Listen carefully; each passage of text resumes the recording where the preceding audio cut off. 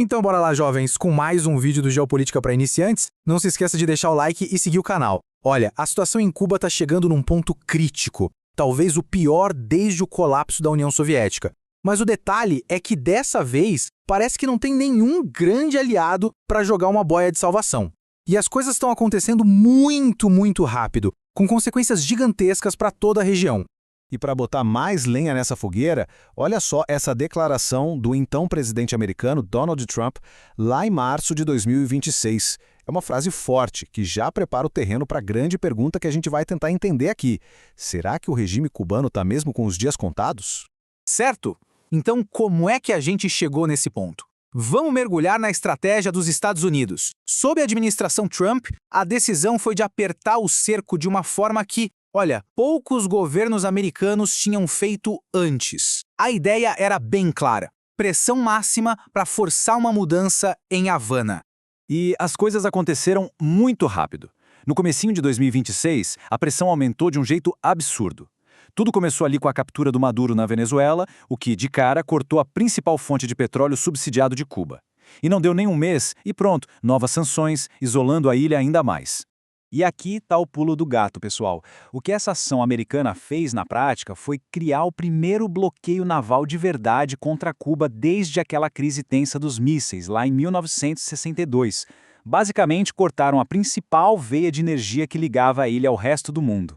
Tá, mas e quem tá lá em Cuba? Como é que os 10 milhões de cubanos estão sentindo isso na pele?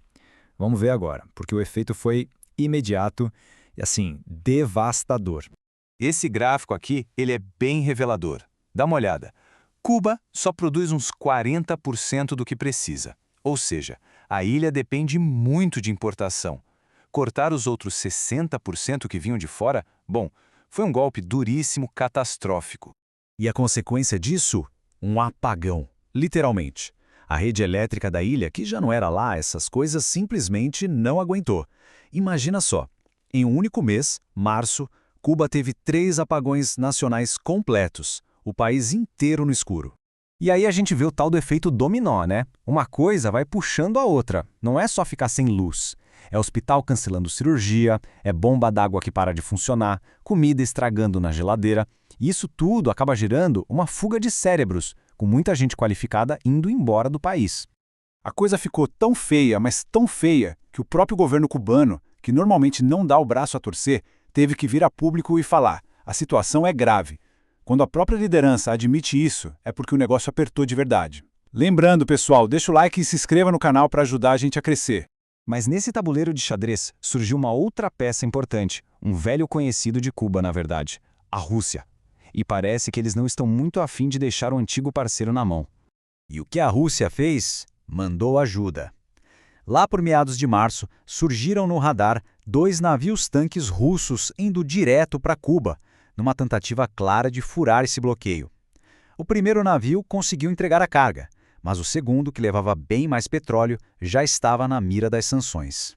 E a reação dos Estados Unidos a isso foi, no mínimo, confusa. De um lado você tem o Tesouro americano, a parte burocrática, apertando as sanções, dizendo não pode. Do outro, o próprio presidente Trump vira e fala publicamente que não tem problema, que Cuba já era mesmo e isso não vai fazer diferença. Uma ambiguidade total na estratégia, né?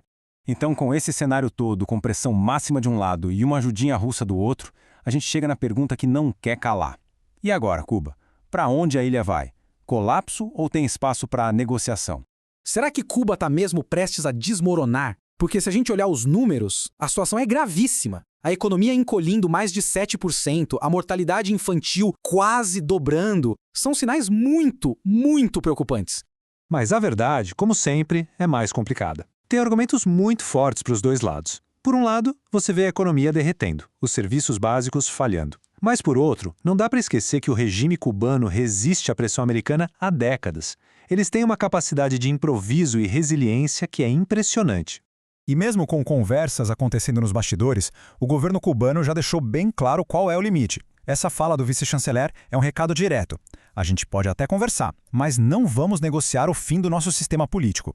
Isso, claro, complica qualquer tipo de transição mais suave.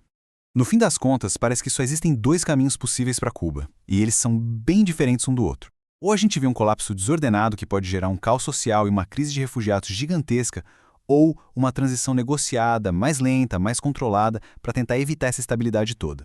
Então, a grande questão aqui não é se Cuba vai mudar, mas como essa mudança vai acontecer. Essa estratégia de pressão máxima é uma aposta